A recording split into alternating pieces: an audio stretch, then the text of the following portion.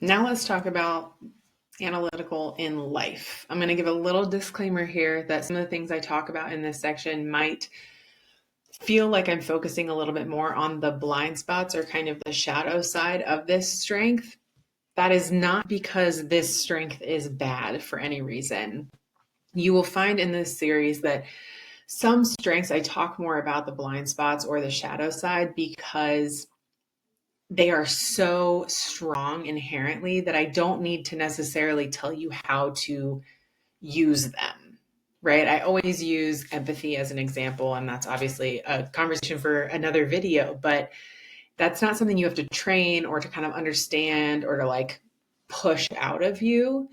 Instead, it's something that oftentimes you need to kind of set boundaries around and contain in order for it to serve you. So analytical can be a little bit of that strength as well, where it's so innate and so natural to you to act in this way that it's sometimes more important that you recognize how that could be perceived or how you might be overfiring in that way that's kind of causing challenges. So just know that this is not me saying like, oh my gosh, analytical is bad. There are no bad strengths, period. End of story. Every strength is amazing. It's just some strengths I find in my coaching show up differently and require a little bit of different information for you to kind of take in. So just note that. So diving in, one of the biggest themes that you will see as you are researching analytical, and as I was researching analytical, is this idea of being logic-based. This way of being can be extremely beneficial to you when it comes to making sound, researchable decisions. Making decisions can be really hard for some people. For you, it's often not, because you're able to kind of gather all of the information necessary and create this clear picture of what it is that needs to be done. This whole logic-based piece is that you are really looking for sound, reasonable decisions in your life and relationships. And you do that by kind of analyzing the whole situation at hand, gathering data, gathering evidence, etc., in order to make that sound and logical decision. So maybe you have spreadsheets comparing prices for big purchases, or research and proof on how to grow the best garden. Or, maybe you would really thrive in one of those friend gatherings where everyone makes a PowerPoint presentation to convince the other people of the vacation destination. These are just a couple of things that kind of pop into my mind when I think about analytical, or I think about someone who has analytical high in their top strengths. It's likely that your things in your life are very organized. You always have the best and most efficient things because you've analyzed all of the options and have chosen the best option. Again, if not all of this feels 100% true to you, that's because you have other strengths playing in. We are talking about analytical all by itself right now. So the flip side of all of this in day-to-day life is that not everything can be perfectly analyzed when it comes to living life and being human and being in relationship. And let's be honest, analyzing is only going to get you so far in things like relationships, in matters of the heart, or like things of Mother Nature, right? You can only analyze and control so many factors, so many variables within each of those types of spaces. And so understanding where to kind of push your analytical nature forward and where to maybe encourage it to take a step back is going to be really important, both for building long-lasting relationships and for managing your own energy, right? I talk about strengths a lot in the sense of like, how is this bringing you energy?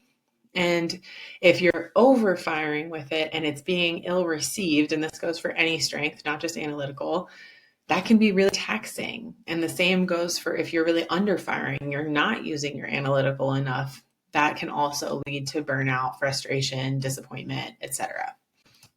So just remembering that your innate ability to gather all of the necessary information before making a decision is a huge asset until it isn't.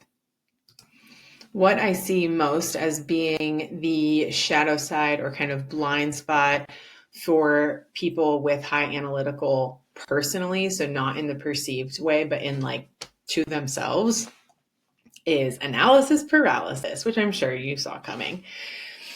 And this can really keep you from moving forward when you are so stuck in the need to analyze that you struggle to actually get to that point of making a decision or taking action, because there's always more information. So when we think about our strengths, we think about how are they operating in their best way, and that's you being able to gather, analyze, present information, make a decision, etc.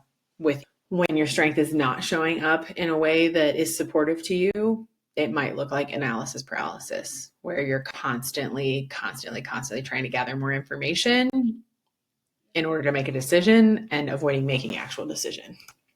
One thing that I would say is the biggest double-edged sword of analytical in life and relationships is your ability and kind of almost compulsion to ask questions. Now, hear me out, because I know you're like, what do you mean? I'm good at asking questions. How could that possibly be a bad thing? How could that possibly have a dark side? And most of the time it doesn't. Most of the time this is just an incredible skill, and I am always impressed by people who can ask such good questions to get more information about things that I like wouldn't even think about asking. So 80% of the time this is an incredible strength, so take this with a grain of salt. On the positive side, you're always able to learn deeply about the people that you are encountering. You're able to learn more about their beliefs, what drives them, etc., because of your ability to ask deep, meaningful questions. While when some people ask questions, it might be trying to like guide someone in a direction, with you are genuinely curious. You really, really want to know the answers to these questions. There is often no like other reason that you're asking. There's no kind of like shadow reason why you're asking these questions. You really, really love exploring other people's experiences, their perspectives on things. And the best part about this is your ability to ask really powerful and deep questions is really what makes people feel seen, heard, appreciated, etc., which is a huge asset to you in relationship building. Because while this is not a relationship building strength, when wielded appropriately in relationship, it is. It does help you build really deep, meaningful relationships. And so that's really the positive side of this ability to ask questions. Not to mention, obviously, how that plays out in work and getting to the core of things and making sure you're doing you because you ask the right questions. That's, of course, included in that as well. The small flip side of the questioning is just that. There's this aspect of you asking questions out of curiosity, and then sometimes this coming across as questioning, as interrogating. And a lot of people don't enjoy being interrogated. So it's really important that you kind of are able to read the room, are able to present your questions in a way that does not feel like people are being interrogated. Because while you may be simply curious about people's beliefs and ways of being, and you just want to dive deeper and learn more, other people may perceive your questions as being a challenge to them, or like I said, like you're interrogating them or challenging their beliefs, or what it is they hold to be true. So ensuring that you can kind of read the room. If people start to get kind of guarded with you, that's a good time to recognize, like, okay, maybe too many questions. Maybe I've gone a little bit too far. Let's reel it in just a little bit. So just something to keep in mind when it comes to your drive to ask questions. And last but not least, let's just acknowledge that you probably like to debate. You maybe enjoy contentious conversations, getting kind of riled up, arguing with people. And that's just something that it doesn't faze you, right? If I have those conversations, my heart rate is through the roof. But my husband or other clients I have who have analytical really high, they don't feel that way about having challenging conversations.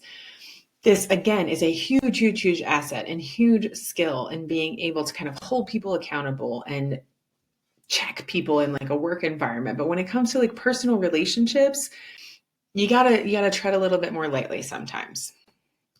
So all that to say in this situation is just to recognize that just because you have or you gain energy from these types of conversations, from deep, challenging discussions about topics that require proof and, to really defend your beliefs, does not mean that everybody else enjoys that. So before entering into that kind of conversation, make sure the other party is interested in that and that you're not just kind of bulldozing through because it's energizing for you. So choose your partners wisely, choose debate partners wisely. Notice if a conversation is moving more into a debate type space and acknowledge if the person is interested in that or not. And use this skill in places where it's necessary, in places where it's really going to have an impact, because it is a really important way of communicating.